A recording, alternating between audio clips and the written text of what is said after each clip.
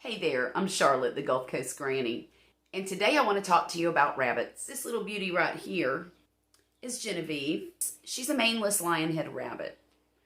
Maneless is a recessive gene, and she happened to get 2 of them. This is her brother Hamlet. Now, obviously, he got the mane gene. I don't know if he's a single mane or a double mane, but I think he's a single mane.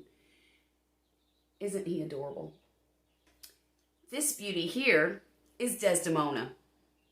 I did not name her that, Poppy did.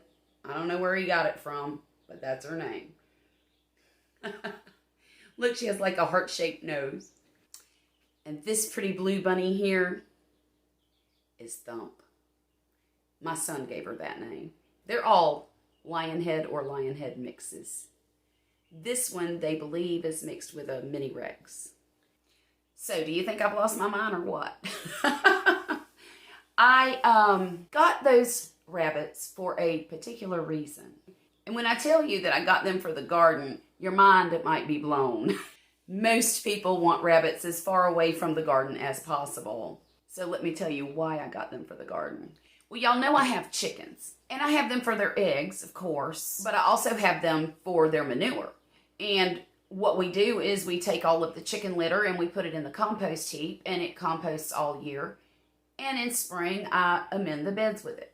Well, chicken poop is hot manure. And what that means is there's so much nitrogen in it that if you put it directly on your plants, it will burn them. That can stunt their growth. It can kill them. So this is where the rabbits are going to come in very handy. Rabbit manure is considered a cold manure. And it can be taken straight from the bunny to the garden.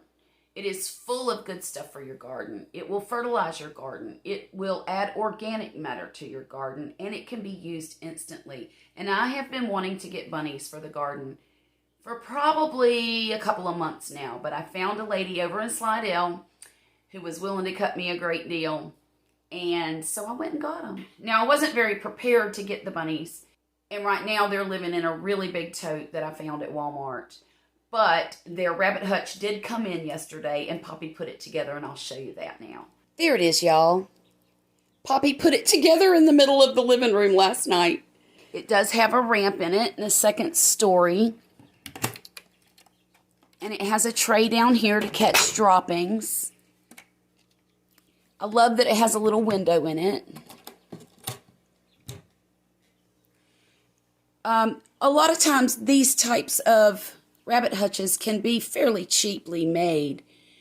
But when Poppy put it together, he used a lot of wood glue, and he's actually even caulked all of the seams so that they are leak-proof. Poppy probably could have done a better job building one himself, but I just didn't want to add more projects to his list. So I bought this. I don't know if you can tell or not, but there's no wire in the bottom of that cage, so we're going to add some and put it up on blocks. So that way I can set a container underneath here when it's on the blocks and catch all of the poop. But isn't it cute, y'all? I just love it. So it's starting to look like my little garden is turning into a micro homestead. I've got chickens, I've got fish, I've got baby birds, baby rabbits. I don't know if I like the word homestead, maybe farmette. If you guys have any suggestions for a name for my little farmette, put them in the comments below, okay? And if you want to see more about what's going on in my garden, click the playlist that I'm putting right over here on this side.